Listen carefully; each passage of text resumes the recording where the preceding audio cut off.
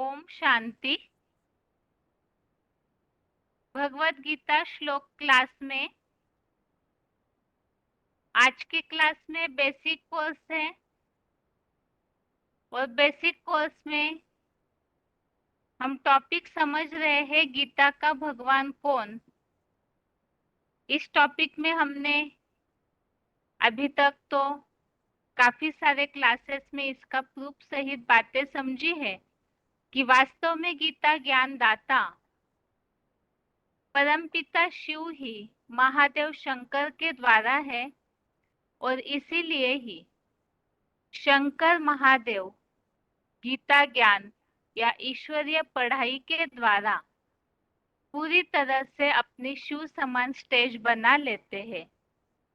तो इसीलिए ही शंकर को परम पिता शिव के साथ मिलाकर एक किया है और भगवत गीता में जो भी बातें बताई हुई है सुख शांति की प्राप्ति हेतु, जीवन मुक्ति की प्राप्ति हेतु, तो उसका स्वरूप स्वयं गीता ज्ञानदाता अर्थात महादेव है। और वो किस तरह से है उसे भी हमने भगवत गीता के आए हुए श्लोकों के रूप के द्वारा समझा है। इसके अलावा हमने इस टॉपिक में एक और बात समझी,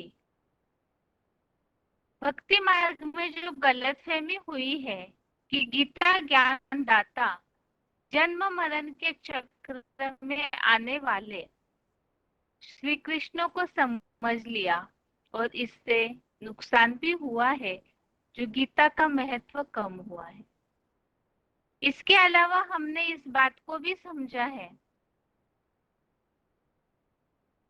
भगवत गीता में ये बात बताई हुई है कि ये जो परम पद है, जो गीता ज्ञानदाता है, तो वही अपने अवस्था के द्वारा नई दुनिया की स्थापना हेतु विष्णु का स्वरूप धारण करते हैं।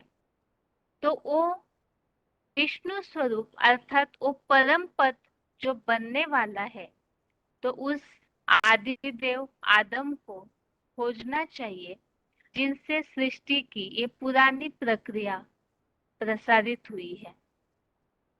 अब इन्हें जानने के बारे में बहुत सारे जो भगवान को मानने वाले या गीता को महत्व देने वालों में या और धर्म वालों ने एक गलती की कि गीता ज्ञानदाता निराकार को समझ लिया, लेकिन निराकार की वास्तविक परिभाषा न समझने के कारण वो फिर कहीं ना कहीं नास्तिक बन गए और परिणाम स्वरूप ऐसे ही आत्माएं फिर भगवान को सही रीति से याद न करने के कारण, जो बताया क्लेशो अधिकतर तेषां, निराकारी स्थिति अत्यंत प्राप्त करना दुखदाई हो जाता है और सही रीति से याद किया नहीं तो ऐसों में कठिनता से याद करने के कारण या गलत मार्ग का अनुसरण करने के कारण इस सृष्टि पर ऐसे अनेक हैं जो असुरों के लक्षण धारण करते हैं।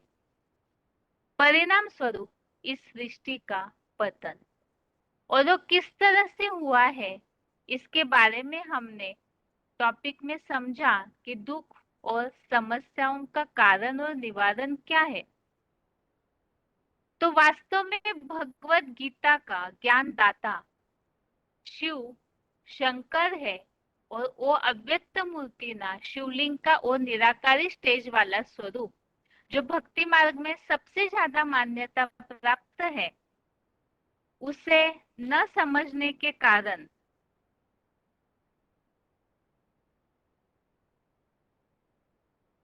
भगवत गीता में जो मुख्य डायरेक्शन श्रीमत दिया हुआ है, काम महाशत्रु है, उसे समझा नहीं और फिर कामों को भोग परमा इस अनुसार इस विषय वासनाओं के लिए, भोगों के लिए ही जीवन जीना है ऐसे मानने लगे। परिणाम स्वरूप अपनी इच्छाओं की पूर्ति हेतु अन्याय करने लगे और साथ में ही अत्याचार भी करने लगे। इसका परिणाम स्त्रियाएं दूषित हो गई।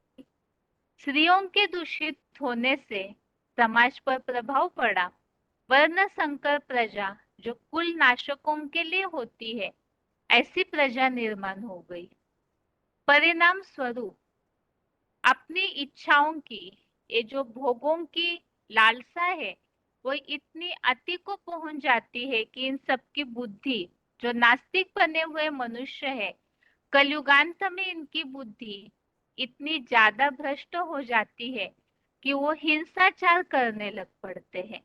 जो 16वें अध्याय के 14वें श्लोक का उल्लेख भी हमने समझा था कि अहंकार के कारण बुद्धि नष्ट हुई है, हिंसाचार करने लगते हैं और इस जगत का ही विनाश करने के लिए इस सृष्टि के वैरी बन जाते हैं। ऐसे ऐसे साधन, विनाशकारी साधन, मिसाइल्स, एटम बम बनाने लगते हैं, जिसका परिणाम एक तरफ विज्ञान आगे बढ़ता हुआ नजर आ रहा है, उस चकमक से जो अल्पकालीन है उससे सब प्रभावित हो जाते हैं। लेकिन दूसरी जो बाजू है इस प्रगति की, वो है कि पृथ्वी माता का पोल्यूशन। अब पृथ्वी माता जो 5 तत्व है, वो इतने ज्यादा प्रदूषित, करप्टेड हो जाते हैं कि मनुष्य का इस सृष्टि पर रहना मुश्किल हो जाता है। क्योंकि प्रदूषण के कारण पृथ्वी के 5 तत्व विकराल रूप धारण करते हैं। परिणाम मनुष्य जीवन की हानि। और इसीलिए ही ऐसे ही जो नास्तिक बने विनाशकारी है, वो पृथ्वी को छोड़कर अन्य ग्रहों पर निवास स्थान ढूंढने जाते हैं। तो वास्तव में ऐसे सबको असुर राक्षसी तो कहेंगे। अपने घर की तो संभाल नहीं कर पा रहे हैं और दूसरे ग्रहों पर जाकर रहने का स्थान बनाने का प्रयास करते हैं। तो इसीलिए बताया कि ये जो एटम बम बने हुए नजर आ रहे, आपस में धर्म तो बचा नहीं, धारणाएं तो बची नहीं, और जिससे गलतफहमी से धारणाएं या धर्म माना जा रहा है, तो उसमें आपस में युद्ध छिड़ रहा है। और यही युद्ध, ये जो मिसाइल्स तैयार किए हैं, आपसी ये जो संघर्ष है, अंदर अंदर इतना ज्यादा बढ़ता है कि वो सीधा महाभारी महाभारत युद्ध के कगार तक इस सृष्टि को पहुंच जाता है। जो वर्तमान समय में उसके रिजल्ट सारे दिखने में भी आते हैं। और ऐसे जब माहौल इस सृष्टि का बनता है, तो भगवान ने जो वचन दिया है, परित्राणाय साधुनाम विनाशाय च दुष्कृताम, दुष्टों के संहार के लिए, विनाश के लिए भगवान इस सृष्टि पर आते हैं। अर्थात हमने ये बातें समझी कि आज जो महाभारत का समय इस सृष्टि पर नजर आ रहा है, महाभारत में वर्णित मिसाइल, मुसल, जो आज के मिसाइल्स है, एटम बॉम्ब, जो अनेक अनेक जो शस्त्र विज्ञान की प्रगति के द्वारा बने हैं, यही वास्तव में महाभारत युद्ध में वर्णित अलग अलग अस्त्र शस्त्र है। और ये जो माहौल है, ये वास्तव में प्रैक्टिकल में महाभारत युद्ध का समय, अभी का वर्तमान समय, कलयुग अंत का चल रहा है।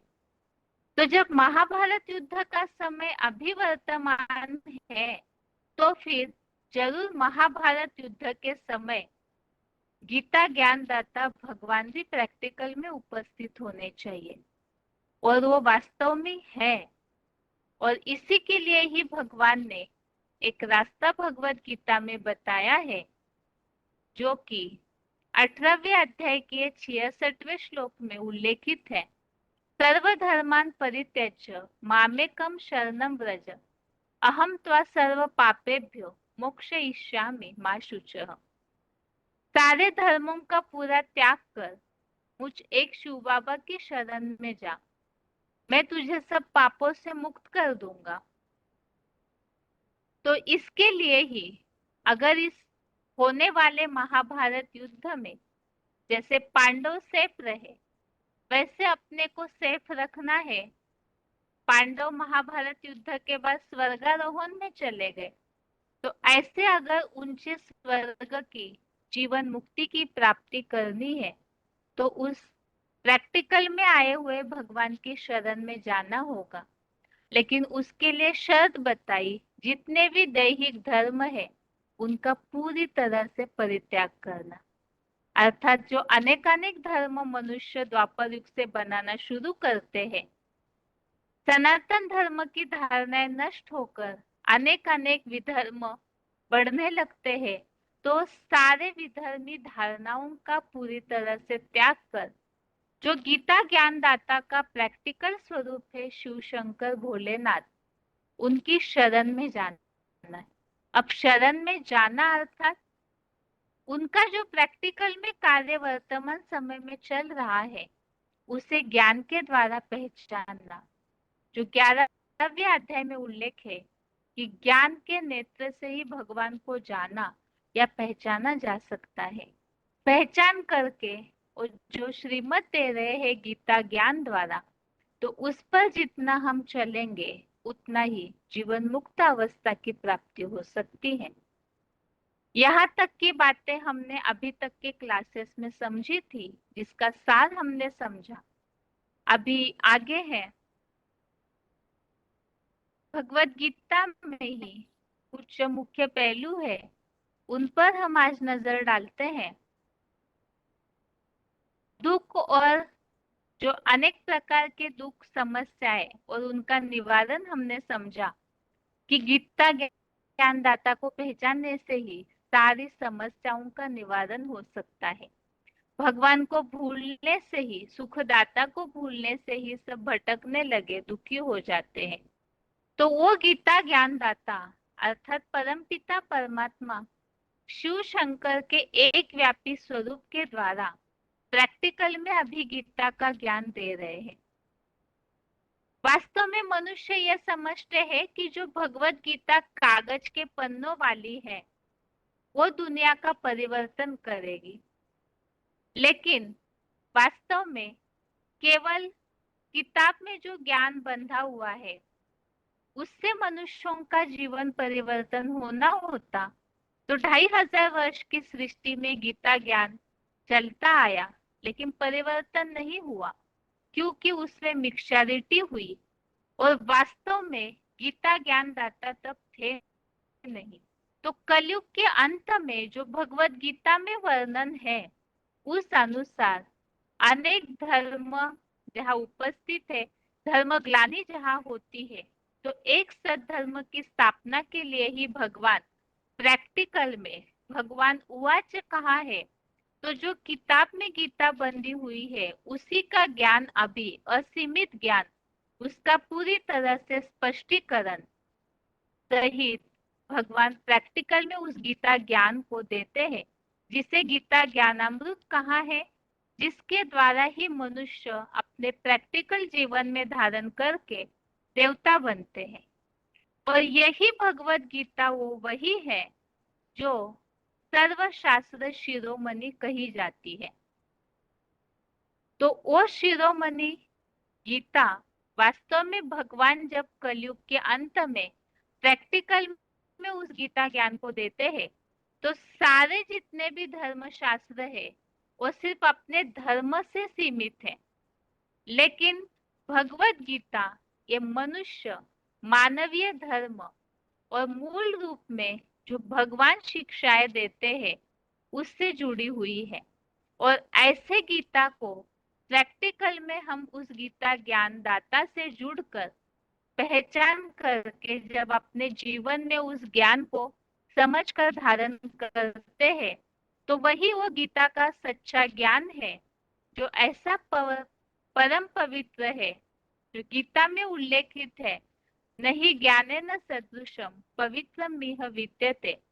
तो उस पवित्र ज्ञान से ही पूरी तरह से ज्ञान निर्धूत कल्मषः अनुसार ज्ञान से यथार्थ याद से पाप धुल जाते और जिससे पूरी तरह से मुक्ति या जीवन मुक्ति के वर्षे की इस गीता ज्ञान द्वारा प्राप्ति होती है।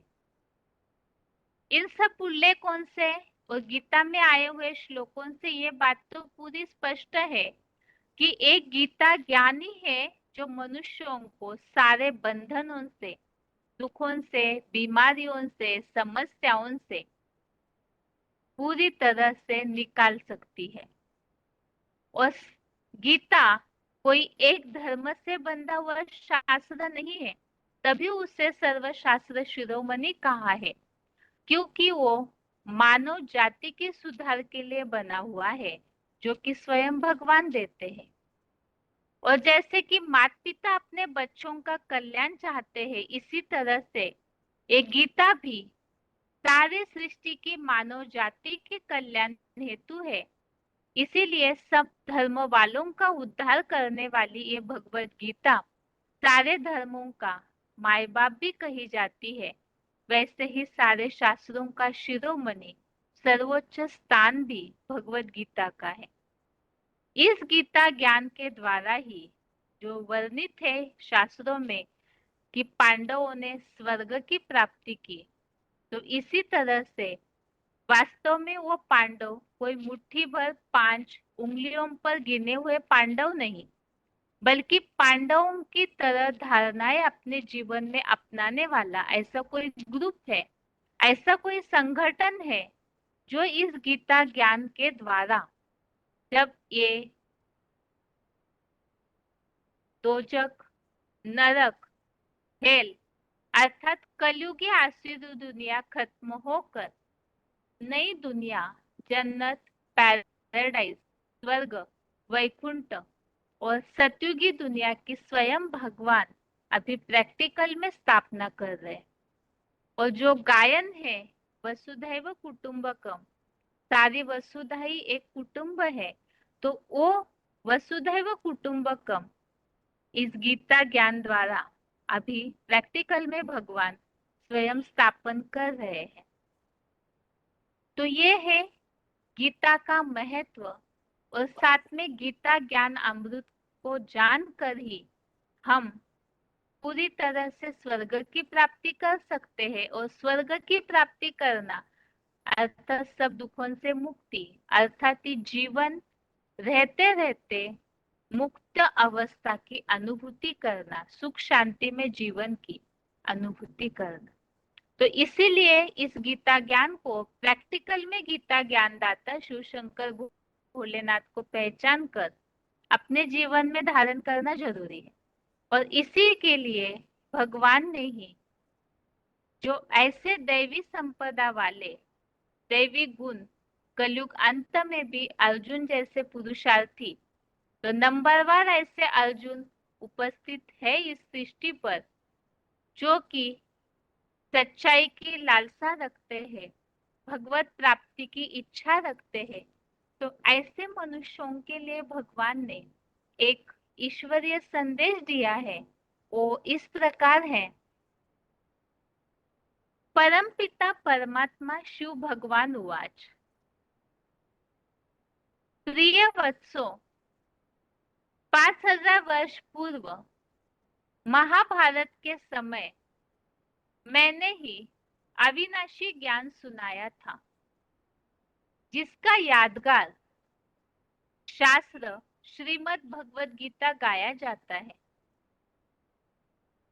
परंतु भारतवासियों की सबसे बड़ी भूल यही है कि सर्वशास्त्र शिरोमणि श्रीमद् भगवत गीता पर मुझ ज्ञान सागर गीता ज्ञानदाता, दिव्य चक्षु विधाता, पतित पावन, जन्म मरण रहित, सदा मुक्त, सभी धर्म वालों के गति सदगति दाता परम पिता परमात्मा शिव का नाम बदल 84 जन्म लेने वाले सर्वगुण संपन्न, 16 कला संपूर्ण, सतो प्रधान सतयुग आदि के राजकुमार, 16 कला संपूर्ण देवता, न कि कलातीत भगवान श्री कृष्ण प्लस चंद्र, जिसने गीता माता द्वारा यह पद पाया है, तो उनका नाम लिखकर भगवत गीता को ही खंडन कर दिया है। इस कारण ही भारतवासी मेरे से योग भ्रष्ट हो, धर्म भ्रष्ट, कर्म भ्रष्ट, पतित, कंगाल, दुखी बन गए हैं। यदि भारत के विद्वान आचार्य पंडित यह भूल न करते तो सृष्टि के सभी धर्म वाले श्रीमद् भगवत गीता को मुझ निर्वाण धाम ले जाने वाले पंडे परम प्रिय परम पिता शिव के महावाक्य समझ कितने प्रेम और श्रद्धा से अपना धर्म शास्त्र समझ पढ़ते और भारत को मुझ परम पिता की जन्मभूमि समझ इसको सर्वोत्तम तीर्थ स्थान मानते। तो इस ईश्वरीय संदेश में वो सारी बातें बताई हुई है। वास्तव में भगवत गीता ये सबके लिए सबसे ज्यादा महत्वपूर्ण शास्त्र है, लेकिन इसमें एक भूल कर दी है भारतवासियों ने। जो भगवान का टाइटल है पतित पावन, जन्म मरण रहित अर्थात अजन्मा, सदैव मुक्त अवस्था का अनुभव करने वाले, तो ऐसे गीता ज्ञानदाता के बदले 84 जन्म लेने वाले, कलाओं में बंधनमान श्री कृष्ण जो देवता है, जो स्वयं गीता की पढ़ाई पढ़कर ऐसे देवता ही ऊंचे पद की प्राप्ति करते हैं, तो ऐसे कृष्ण बच्चे का नाम गीता माता का रचयिता समझ करके डाल दिया और इससे ही भगवत गीता का खंडन हो गया है। और जहाँ खंडन हो गया तो इसका परिणाम भारतवासी योग भ्रष्ट, धर्म भ्रष्ट, कर्म भ्रष्ट हो गए।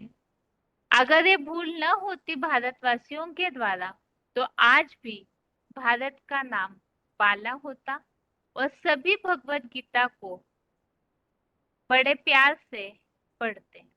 लेकिन भगवत गीता में हुई इस भूल के कारण ही ये सबसे बड़ी गलती हुई है। तो आगे है कुछ और ऐसी गलत फहमियां, उसे भी हम समझते हैं, जिसके कारण आज की दुनिया में इसका जो प्रभाव पड़ा है। तो भगवत गीता या महाभारत में आई हुई कुछ ऐसी बातें जिन्हें गलत समझा गया है या गलत फहमी हुई है। पहली बात है, कौरव, यादव और पांडव किसी व्यक्ति के स्थूल वंश का नाम नहीं, अपितु गुणवाचक नाम है। और इसका प्रमाण यही है, महाभारत काव्य, महाभारत अनुक्रमणिका पर्व प्रथम अध्याय 110-111 में इन्हें अर्थात ये कौरव पांडव यादव ये कोई स्थूल वंश नहीं है जो ऐसे कोई वंश हुआ होगा, बल्कि इन्हें वृक्ष एवं उसके अंग के रूप में दर्शाया है। जैसे दुर्योधन को काम और क्रोधमय वृक्ष के रूप में, तो युधिष्ठिर को धर्ममय वृक्ष बताया है।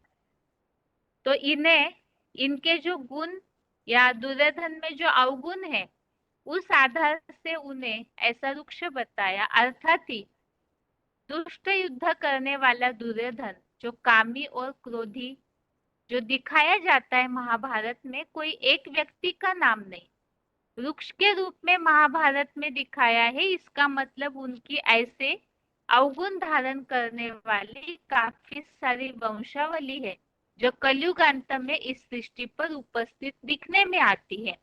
दुष्ट युद्ध करना, काम क्रोध पूरी तरह से भरपूर ऐसे मनुष्य तो आज इस सृष्टि पर भरे पड़े हैं।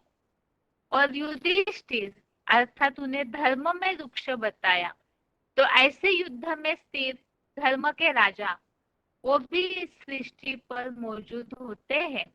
तो गुणों के आधार से वास्तव में ये बातें हैं, शास्त्रों में जो भी नाम है वो गुणों के आधार से पढ़ते हैं।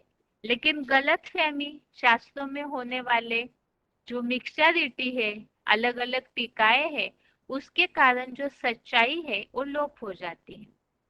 दूसरी बात, ये जो गलतफहमी है, महाभारत युद्ध में जो हिंसक रक्तपाती युद्ध प्रसिद्ध है, वास्तव में कौरव एवं यादव रूपी पूरे विकारी गुणों काम, क्रोध, लोभ, मोह, अहंकार आदि पर ज्ञान एवं योग द्वारा अहिंसक रूप से मायावी युद्ध कर जीतने की बात है।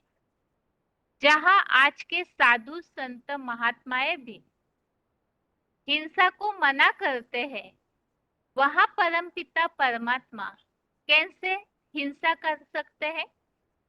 मूल रूप में यह आंतरिक मानसिक विकारों का द्वंद्व युद्ध है, जो मनुष्य सृष्टि रूपी वृक्ष के बीच आदम, भारत, अर्जुन से निकलकर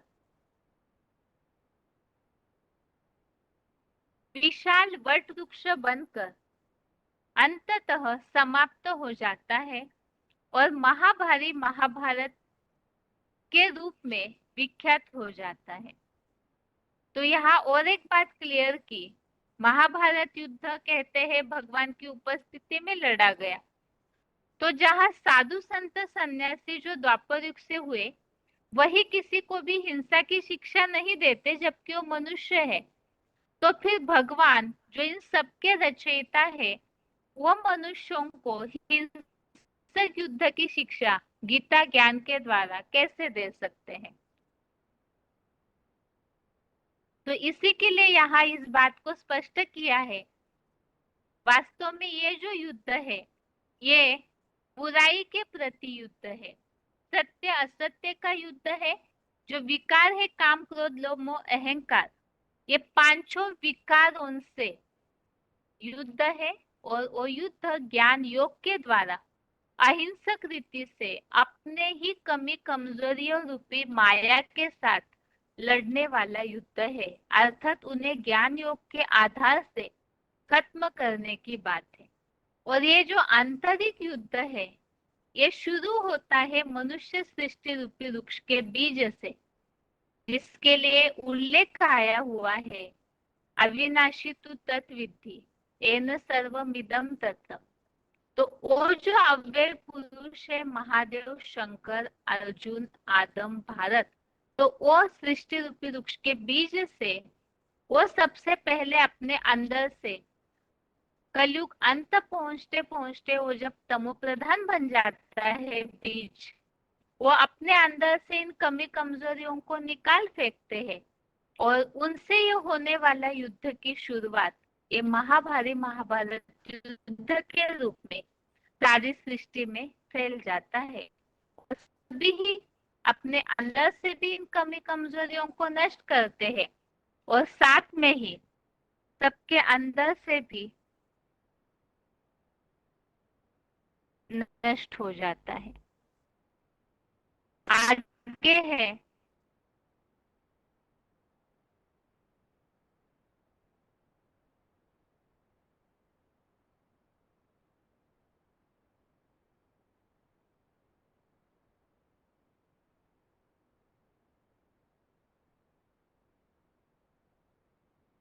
अगली गलत फहमी है, महर्षि व्यास द्वारा रचित महाभारत ग्रंथ के बारे में इतिहासकारों का भिन्न भिन्न दृष्टिकोण है।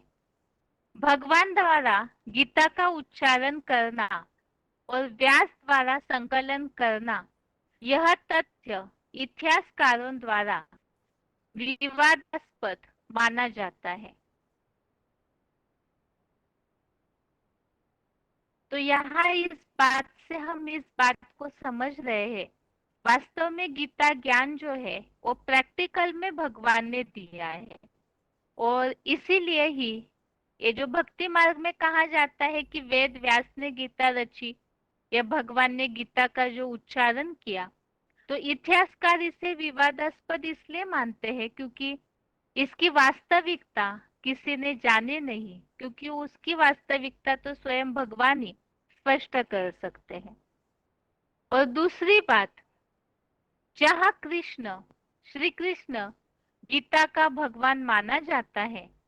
दूसरी ओर माँ के गर्भ से जन्म लेने वाला, संदीपन गुरु से शिक्षा लेने वाला, मृत्यु को प्राप्त होने वाला दिखाया है।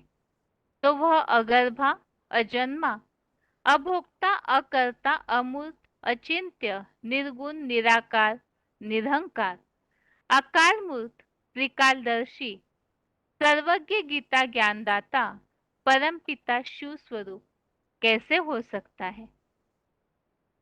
तो इस बात से ये बात स्पष्ट होती है कि वास्तव में जो भगवान के गुण है वो श्री कृष्ण के लिए लागू तो होते नहीं, और इसीलिए ही वो गीता ज्ञानदाता का प्रैक्टिकल स्वरूप भी नहीं हो सकते हैं। इस तरह से आज के क्लास में हमने भगवत गीता में आई हुई कुछ बातों को समझा है।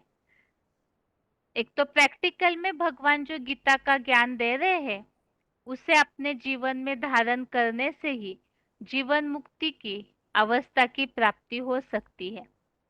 और इसके अलावा हमने समझा कि गीता ही जो भगवान द्वारा प्रैक्टिकल में अभी समझाई जा रही है, तो वो सच्ची गीता, क्योंकि किताब में बंधी हुई गीता में तो मिक्सचरिटी है, अनेक अनेक टीकाओं के द्वारा उसकी सच्चाई तो पूरी तरह लोप कर दी गई है।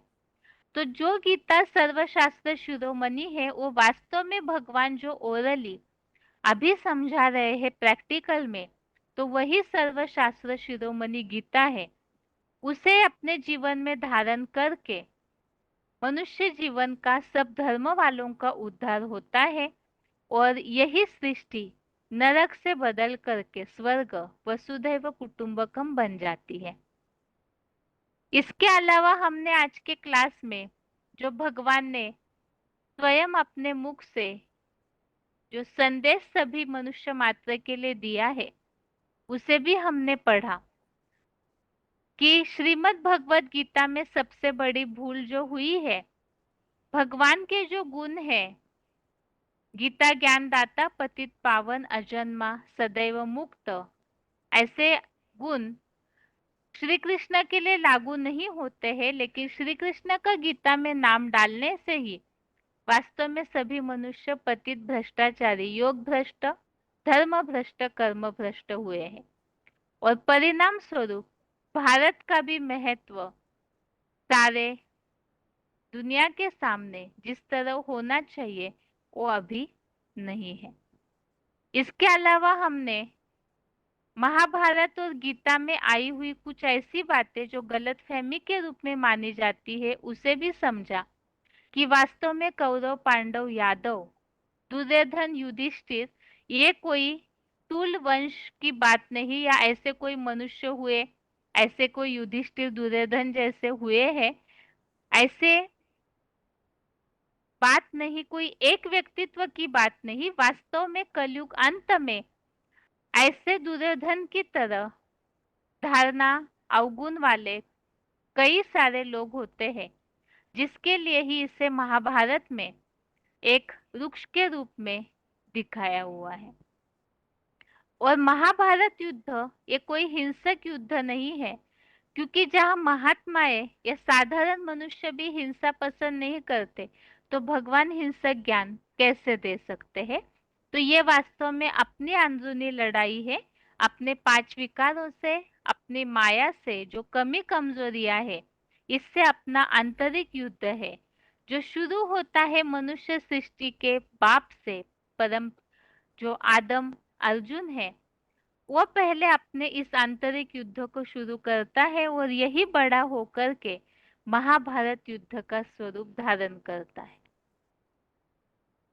तो इस तरह से आज के क्लास में हमने जो भी बातें समझी है उसे हम आगे समझते हैं मुरलियों में आए हुए उल्लेखों के द्वारा। आगे है पॉइंट्स।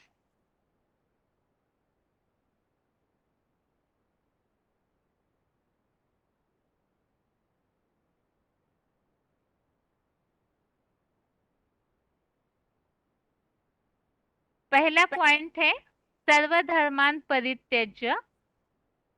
वार्तालाप number 1810 discussion number 1810, 13 minutes 13 minute के बाद से लिया हुआ पॉइंट।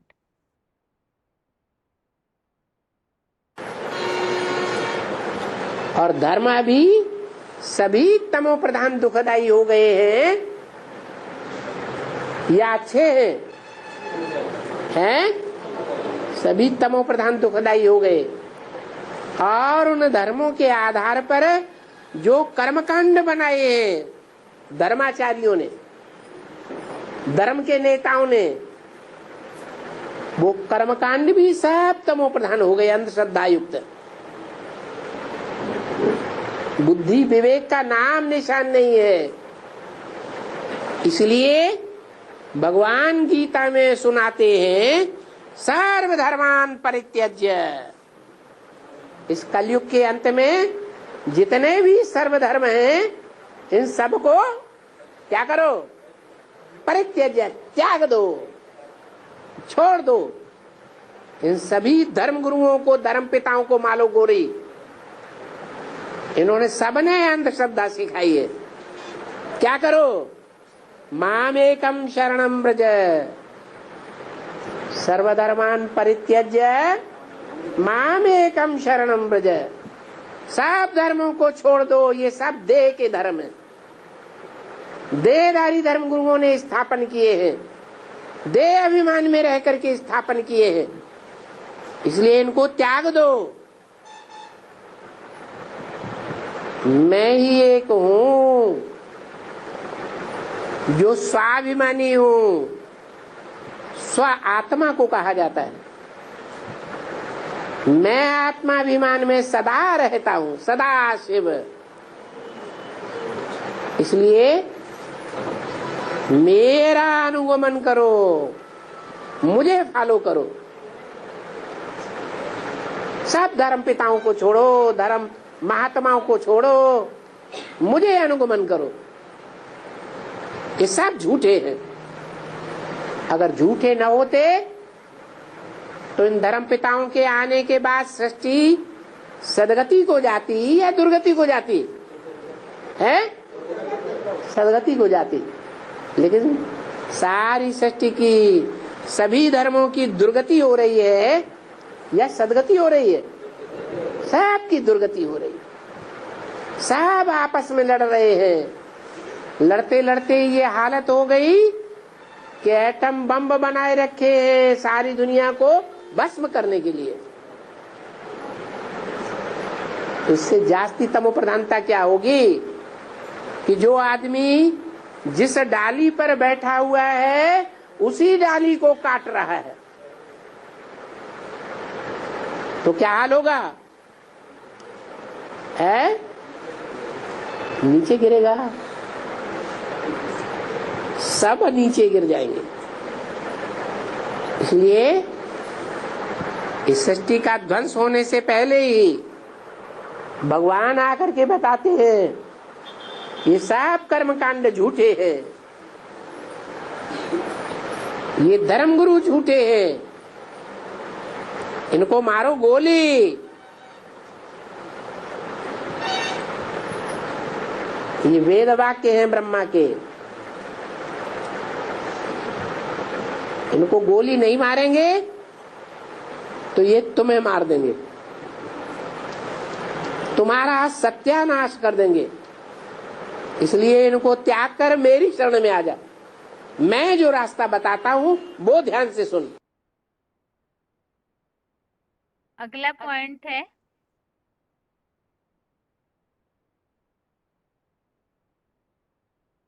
तो भगवान जो रास्ता बता रहे हैं वो ज्ञान श्रीमद् भगवत गीता का वर्तमान में प्रैक्टिकल में, अर्थात यही कलयुग के अंत का समय है, यहाँ दिया जा रहा है। VCD point 1499, VCD number 1499, 30 minute 30 minutes के बाद से लिया हुआ पॉइंट।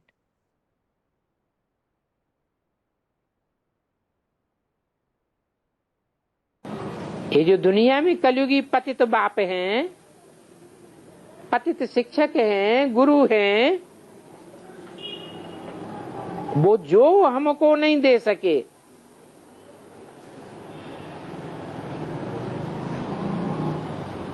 वो आपको पतित पावन बाप शिक्षक सदगुरु दे रहे हैं।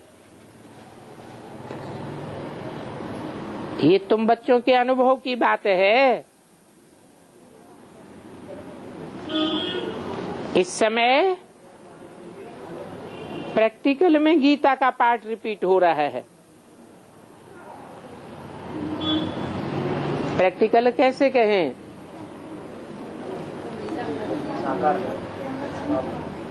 प्रैक्टिकल तब कहा जाता है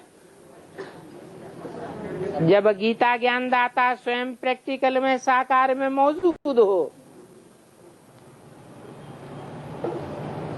और गीता सुनाए रहा हो, गीता का ज्ञान दे रहा हो। वो गीताएं तो इम्प्रैक्टिकल हैं, 2500 वर्ष के बाद बनाई गई हैं। जैसे धर्म पिताएं आते हैं तो जो कुछ भी सुनाते हैं, सुनने वालों की संख्या जब लाखों में हो जाती है तब उन धर्म पिताओं की वाणी छपाई जाती है। बाइबल बनता है, कुरान बनती है, धम्मपद बनता है, गुरु ग्रंथ साहब बना। ये सब बाद में बने ना, तो वो हो गए इम्प्रैक्टिकल। अभी तो बाप प्रैक्टिकल में आकर के सुनाए रहे हैं, गीता का ही ज्ञान दे रहे हैं। आगे है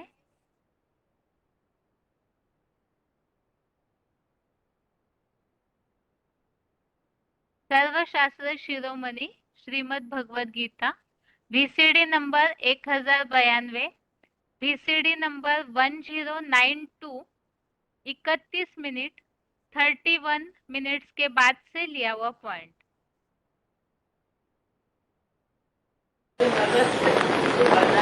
अरे भगवान आते हैं तो मनुष्य को देवता बनाते हैं। मनुष्य से देवता बनाने का भी तो कोई नियम कानून होगा ना। उस नियम कानून का नाम शासन करने की श्रेणी का नाम गीता रखा गया है। भगवान की सुनाई हुई गीता है, भगवान की रची हुई गीता है। गीता नंबर 1 शास्त्र है।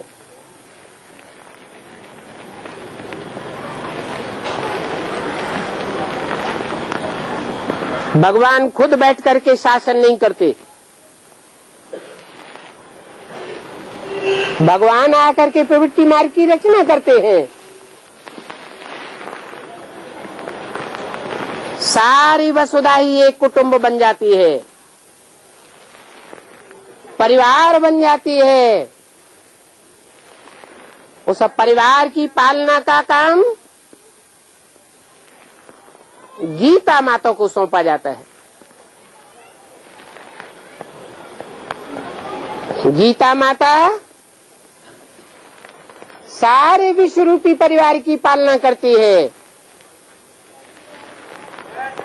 पूरे परिवार का शासन करती है। इसलिए गीता को सर्वशास्त्र में शिरोमणि कहा जाता है। और बाइबल, कुरान आदि धर्म ग्रंथ दुनिया की लिमिट में आई हुई जनरेशन को कंट्रोल कर पाते हैं, परंतु गीता तो सारे विश्व को कंट्रोल कर लेती है।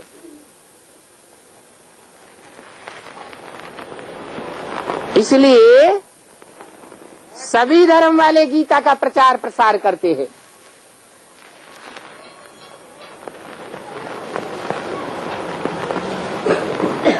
हिंदुओं ने इतनी गीता की प्रतियां नहीं छपाई होंगी, उससे ज्यादा गीता की प्रतियां अंग्रेजी में अंग्रेजों ने छपाई है।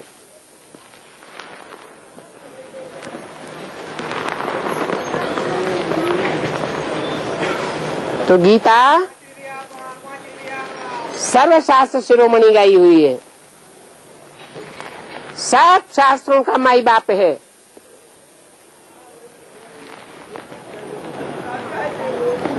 बाप आते हैं तो ऐसी गीता माता कहा करके परिचय देते हैं।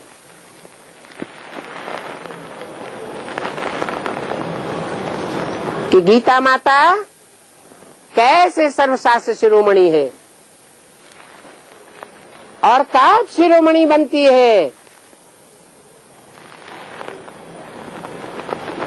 मनुष्य गुरुओं ने तो कृष्ण बच्चे का नाम डाल करके गीता का मान मर्तबा ही खलास कर दिया, नहीं तो सारी दुनिया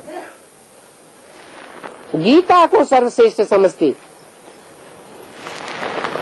तो बाप आकर के अपना परिचय भी देते हैं और अपनी प्रथम रचना गीता माता का भी परिचय देते हैं। अगला पॉइंट है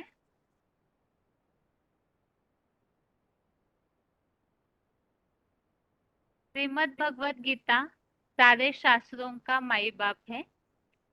VCD number 635, VCD number 635, 45 minute 45 minutes के बाद से लिया हुआ पॉइंट।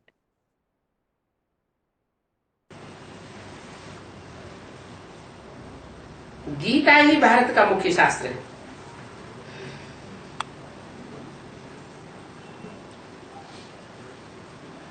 एक सच्ची गीता, एक झूठी गीता। गीता माई बाप है, बाकी सब है बच्चे।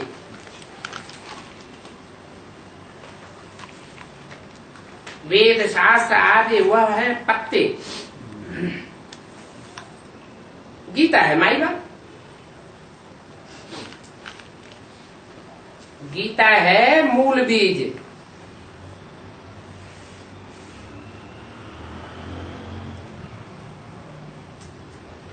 बीज बोया जाता है तो क्या हो जाता है?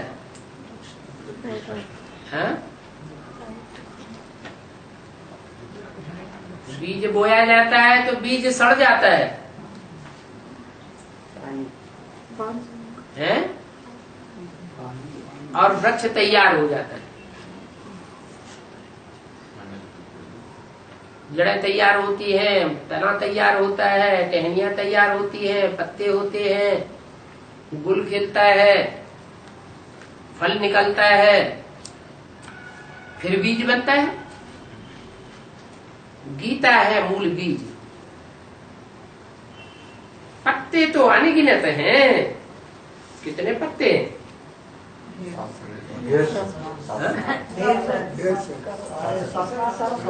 500-700 करोड़ पत्ते हैं।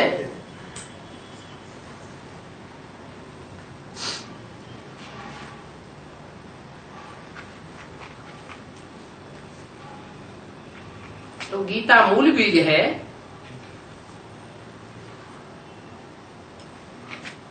वो गीता एक है।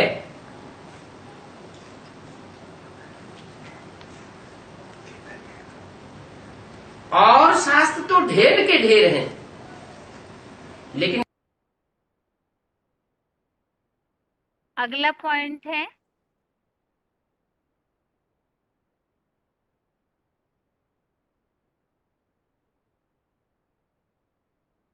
श्रीमद् भगवत गीता में कृष्ण का नाम डालने से भगवत गीता का महत्व कम हुआ है। VCD number 1505, VCD number 1505, 25 minute 25 minutes के बाद से लिया हुआ पॉइंट। तो निकलता है ना। अभी देखो रिसर्च कर रहे हैं मून में जावे, परंतु वहां कोई जाए थोड़ ही सकते हैं।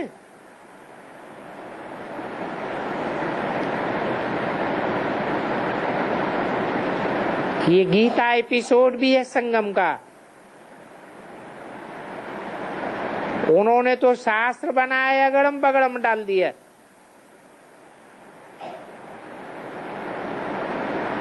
असलियत की ताकत नहीं है। सर्वशक्तिवान तो शिव बाबा है।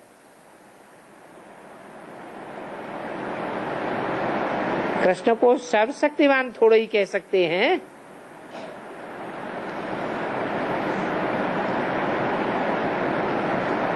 सर्वशक्तिवान है गॉड।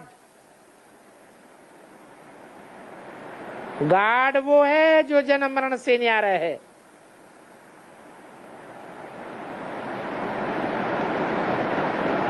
अजन्मा है। कृष्ण तो जन्म मरण में आते हैं, तो गॉड के बदली 84 जन्म लेने वाले कृष्ण का नाम ठोक दिया।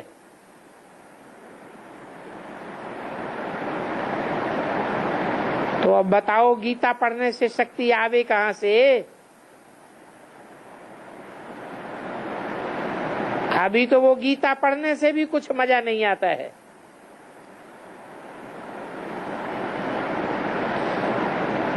वो गीता पढ़ते पढ़ते जीवन मुक्ति तो दूर रही, और ही नरकवासी बन पड़े हैं। अगला पॉइंट है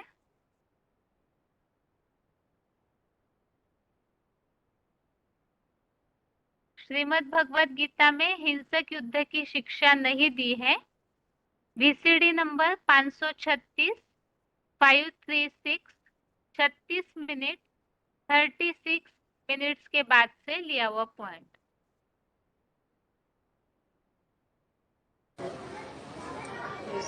अरे भगवान तो अहिंसक युद्ध कराता है,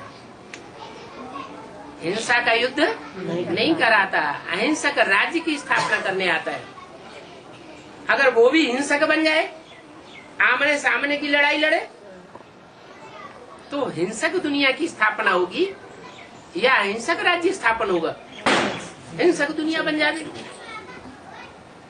जो भी आए, जिन्होंने भी अपनी राजा इस दुनिया में स्थापन की, चाहे इस्लाम धर्म के हो, बौद्ध धर्म के हो, क्रिश्चियन धर्म के हो, सिख धर्म के हो, सबने हिंसक युद्ध किए और हिंसक युद्ध के आधार पर हिंसक राजा स्थापन करी।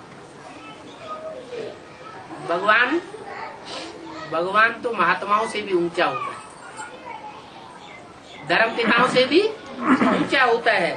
जब महात्माएं और धर्म पिताओं ने कभी ये संदेश नहीं दिया कि हिंसा करो, किसी ने ये कहा क्या कि हिंसा करो, तो भगवान फिर हिंसा कैसे करेगा और हिंसा कैसे सिखाएगा? ये तो शास्त्रों में अगड़म बगड़म बातें लिख दी है कि भगवान ने हिंसक युद्ध कराया, महाभारत युद्ध कराया। ऐसी कोई बात नहीं है। भगवान आते हैं तो ऐसा ज्ञान सुनाते हैं जिस ज्ञान को सुनने और सुनाने वाले दोनों अहिंसक दुनिया का राज्य करते हैं, अहिंसक दुनिया में जाते हैं।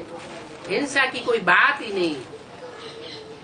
हिंसा देहधारियों का काम है, देह अभिमानियों का काम है। जो रूहानी पढ़ाई पढ़ने वाले हैं, रूहानी पढ़ाई पढ़ाने वाले हैं, वो वाइब्रेशन की ताकत इकट्ठी करते हैं।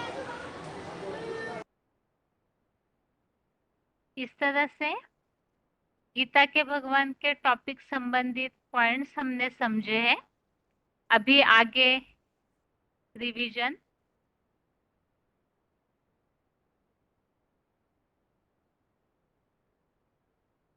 सर्व आत्माओं का पिता एक है। ये रिवीजन का हमारा टॉपिक चल रहा था और इस टॉपिक में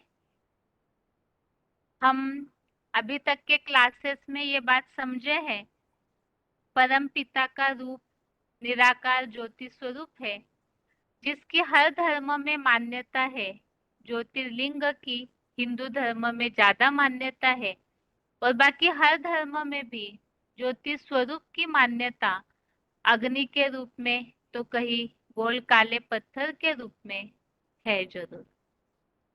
दूसरी बात हमने समझी थी, परम पिता का नाम शिव है, सदैव कल्याणकारी है, वो जन्म मरण के चक्र में नहीं आते हैं, तो इसीलिए उनकी बिंदी का ही नाम शिव है।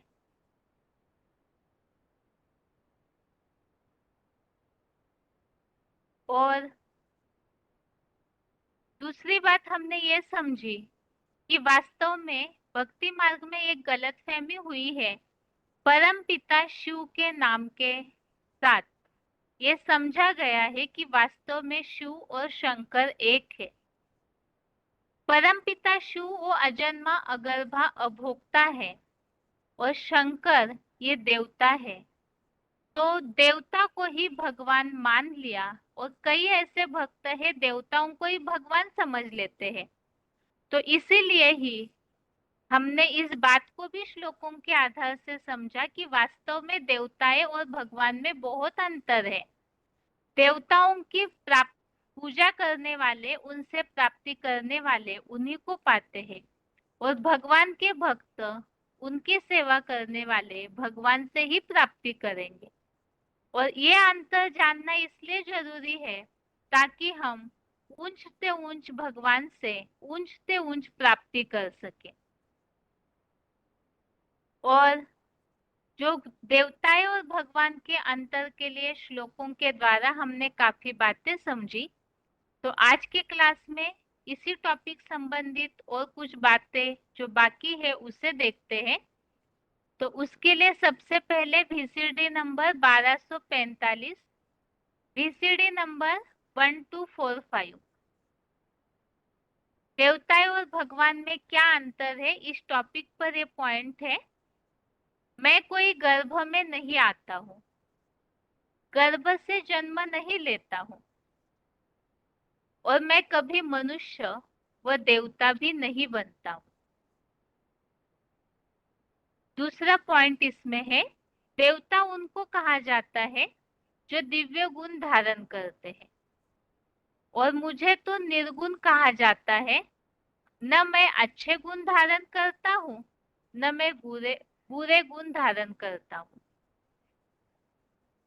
इसी में अगला पॉइंट है, देवताएं भी शरीर लेते हैं, मैं तो सदैव अशरीरी रहता हूँ। फल प्रवेश करता हूँ शरीर में, फिर भी अशरीरी, और इशारे से जो करे उसे देवता कहा जाता है। मुझे तो तुम्हारे इशारे की भी दरकार नहीं है। तो ये देवताएं और भगवान के बीच का अंतर है। अगला पॉइंट है VCD नंबर 496, VCD नंबर 496, देवता और भगवान एक कैसे हो सकते हैं? भगवान अलग, देवता अलग। देवताओं को कहा जाता है सर्वगुण संपन्न, 16 कला संपूर्ण, संपूर्ण अहिंसक, मर्यादा पुरुषोत्तम। भगवान को तो कलाओं में नहीं बांधा जाता। तो यहाँ ये अंतर मुख्य है, देवताएं बंधे हुए होते हैं, 16 कला संपूर्ण है, मर्यादा पुरुषोत्तम है, और भगवान तो कलातीत कल्पांतकारी कहे जाते हैं। अगला पॉइंट है VCD नंबर 3118, VCD नंबर 3118। यहाँ हम बात समझ रहे थे कि वास्तव में शंकर भगवान नहीं है, वो देवताएं हैं, और शिव परम पिता वो भगवान है जो सबसे ऊंची से ऊंच हस्ती है। इसीलिए शंकर को भगवान मानना या शिव मानना वास्तव में गलत है। और इसी के लिए बताया, देवताएं जो बनने वाले हैं, उन बनने वालों में कोई तो बड़े ते बड़ा होगा। और कहते भी हैं देव देव महादेव। तो जितने भी 33 करोड़ देवताएं हैं उनमें बड़े हैं महादेव, लेकिन भगवान नहीं है। परम पिता शिव एक ही है जो भगवान है, जिसके लिए हमने समझा था गॉड इज ट्रूथ, या तो सत्य एक होता है और वो है परम पिता शिव। तो इसी से ये बात स्पष्ट होती है, शिव और शंकर अलग अलग है। शिव भगवान है और शंकर देवता है। तो यहाँ आज के क्लास में हमने इस बात को पूरा टॉपिक किया है, देवता और भगवान में अंतर है। और इससे ये बात स्पष्ट है कि शंकर को भगवान नहीं कहा जा सकता, वो महादेव है, महान देवता है, लेकिन भगवान नहीं है। बाकी ये बात अलग है कि शिव और शंकर को आखिर मिला के एक क्यों किया है। तो इसके लिए हम आगे एक नया कोर्स समझेंगे, उसमें ये बात स्पष्ट हो जाएगी कि शिव और शंकर अलग होते हुए भी उन्हें एक क्यों किया जाता है। वास्तव में शंकर परमपिता शिव की गीता ज्ञान राज्यों की पढ़ाई के द्वारा ऐसी स्थिति शिव समान धारण करते हैं कि वो शिव के समान बन जाते हैं, लेकिन वो शिव नहीं है, शिव समान पूरी तरह से बन जाते हैं। अब अभी तक हमने जैसे समझा था कि परम पिता का नाम, रूप, देश, काल, पूरा परिचय हमें लेना चाहिए। तो नाम हमने समझा, भगवान का रूप हमने समझा है। भक्ति मार्ग में भगवान के लिए जो गलत फहमियां हुई है ढेरों, तो वो भी किस तरह से गलत है, उसकी सही बात क्या है। अनेकों अवतार माने गए, अनेकों रूप धरा दिए हैं। तो इन सब का रहस्य भी हमने प्रूफ प्रमाणों के साथ समझा है। और अभी एक और टॉपिक है, परम पिता का देश। क्योंकि पूरा परिचय लेना है तो वो कहाँ के निवासी है, उसे जानना भी हमें जरूरी है। तो परम पिता जिनके लिए कहा जाता है, बाप के धाम को गाया ही जाता है, ऊंचा तेरा नाम, ऊंचा तेरा धाम और ऊंचा तेरा काम। तो वो ऊंच से ऊंच धाम के रहने वाले हैं। नाम भी ऊंचा, कर्तव्य भी उनका ऊंचा, और उनका रहने का निवास स्थान भी ऊंचा है। और वो कहाँ के निवासी है, तो उस स्थान का नाम शास्त्रों में, भगवत गीता में भी वर्णित है, परे ते परे धाम, परम धाम। जो बहुत से ऐसे गीतों में उल्लेख आता है, दूर देश से आया देश पर आए, अर्थात तो ऊपर का उनका देश है परम धाम। उस दूर देश से वो मनुष्य सृष्टि के कल्याण के लिए इस सृष्टि पर अवतरित होकर के इस सारे ज्ञान के द्वारा अपना स्वयं परिचय देते हैं। तो वो परम धाम कहाँ है, उसका वर्णन हमें जानना जरूरी है। क्योंकि जिस तरह हम आत्माओं का रूप ज्योति बिंदु, वैसे परम पिता का रूप ज्योति बिंदु। तो परम पिता का धाम परम धाम है, ऐसे हम आत्माओं का धाम भी परम धाम है। तो हम आत्माएं तो जन्म मरण के चक्र में नीचे आके अटक जाते हैं और दुखी हो जाते हैं, इस संसार के चक्र में फंस करके फिर नरक भी बना देते हैं सृष्टि को।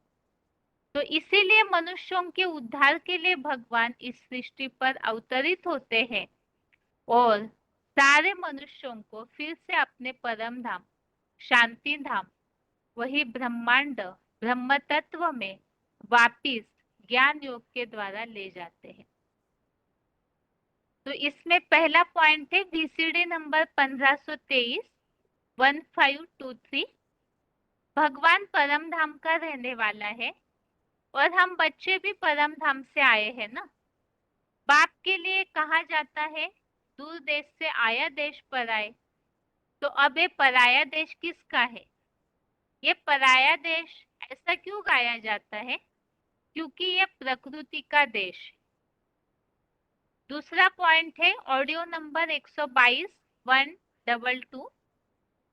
बाप कहते हैं मैं भी आत्मा, तुम भी आत्मा हो, मैं परम धाम में रहने वाली परम आत्मा हूँ, इसीलिए सुप्रीम आत्मा कहते हैं। मैं परम धाम में रहने वाली सुप्रीम आत्मा हूँ। परम धाम का मतलब परे ते परे स्टेज में रहने वाला, पांच तत्वों की पकड़ से भी परे।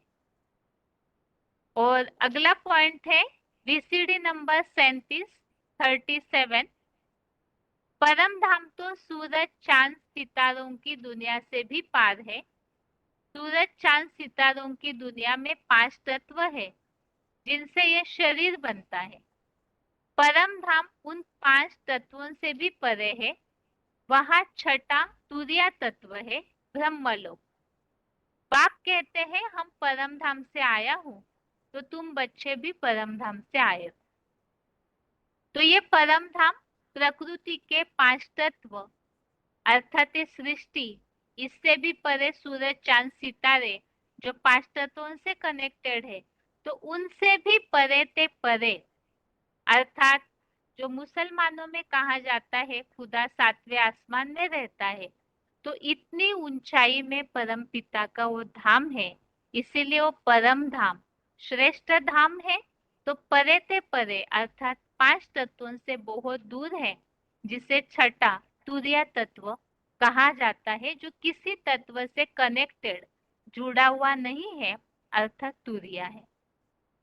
तो ये परम पिता के देश संबंधित कुछ बातें हमने समझी, और काफी सारी ऐसी बातें हैं जिससे हमें परम धाम के बारे में समझना है और धर्मों में क्या उल्लेख आया है, भगवत गीता में परम धाम के लिए क्या बताया है, और वो परम धाम का वर्णन वो कैसा है। इस सृष्टि पर तो सूरज चांद सितारे प्रकाश देते हैं, उस परम धाम में कौन प्रकाश देता है। तो काफी सारे ऐसे रहस्य हैं जिसे हम अगले रिवीजन के क्लास में समझेंगे। आज के लिए ये बेसिक कोर्स का रिवीजन का टॉपिक यहाँ तक ही, और साथ में गीता क्लास भी आज के लिए यहाँ पूरा होता है। ओम शांति।